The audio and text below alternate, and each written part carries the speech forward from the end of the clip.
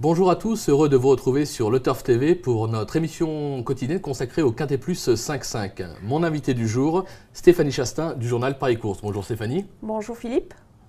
Alors aujourd'hui au programme ce mardi à Pau, donc direction Pau dans le Béarn, avec le prix Biraben Foie Gras.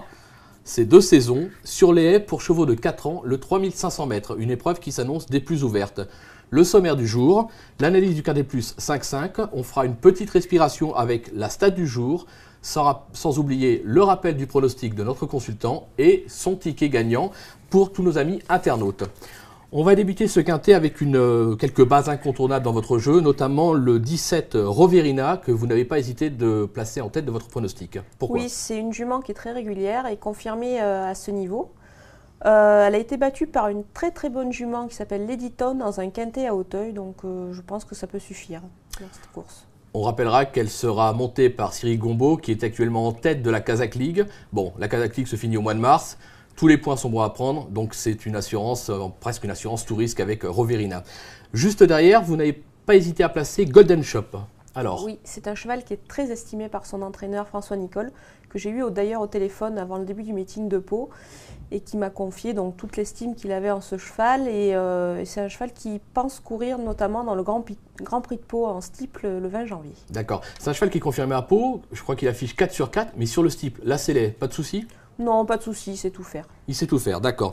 Derrière, Divine Nantaise, le numéro 2, qu'est-ce qu'on peut en dire ? C'est une jument qui a couru groupe, donc c'est notre niveau. Et donc elle a été ménagée pour cette course, enfin pour cette fin d'année, donc elle arrive bien fraîche et je pense que ça peut être très intéressant pour cette épreuve. On ne s'inquiète pas sur le poids ? Non, non, elle a le modèle pour porter 69 kg, il n'y a aucun souci. D'accord. Derrière, un petit coup de cœur, Extrême Sud, qu'est-ce qu'on peut en dire de Extrême Sud ? On peut en dire que c'est un cheval qui est irréprochable. D'ailleurs, il vient de très très bien courir dans les quintets. Il a le pointure handicap, il n'y a pas de souci. Maintenant, moi, je le vois plutôt pour une place quand même. C'est une valeur sûre pour les places. D'accord, surtout qu'on rappellera qu'il s'est placé sur ce parcours en décembre 2011. Donc, il a ses repères. Logiquement, il devrait confirmer et conclure dans les 5 premiers, mais plus pour une place que pour la gagne. Oui, moi, je le vois barrer un peu pour la victoire. Donc, pour les places, c'est sûr. D'accord.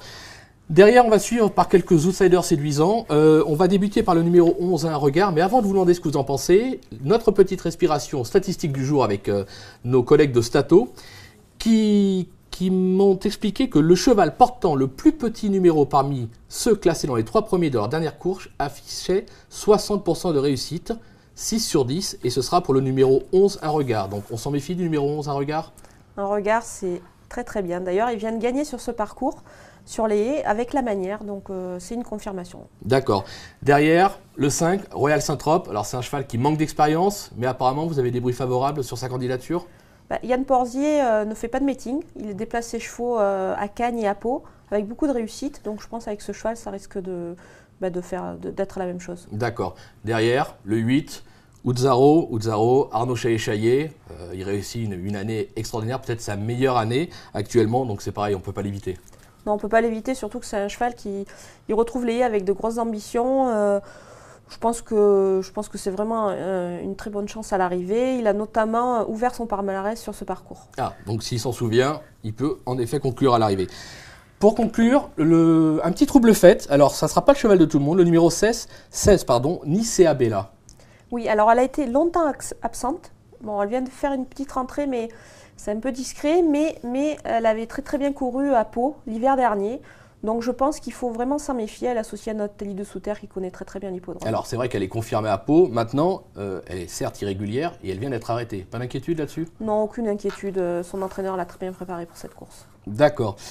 Je pense qu'il est temps de faire un petit rappel de jeu. Stéphanie, donc vous conseillez en tête le numéro 17 Roverina, suivi du numéro 3 Golden Shop, le numéro 12 Extrême Sud, le 2 Divine Nantaise, le numéro 11 Un Regard, le 5 Royal Saint-Trope, le 8 Oudzaro, le 16 Nicea Bella. Je ne me suis pas trompé ? Non. D'accord.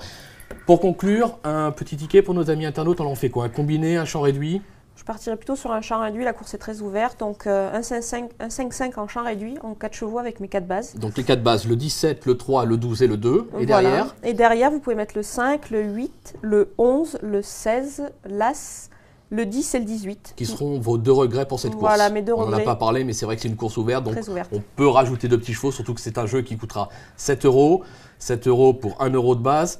On peut jouer sur le turf.fr pour 10 centimes d'euros, donc 0,70 centimes. C'est plus qu'intéressant à la veille de Noël. On tente le coup pour essayer de toucher un gros 5-5 comme celui de samedi derrière qui a rapporté plus de 6 000 euros. Bon, mais écoutez, je pense que tout est dit ou presque.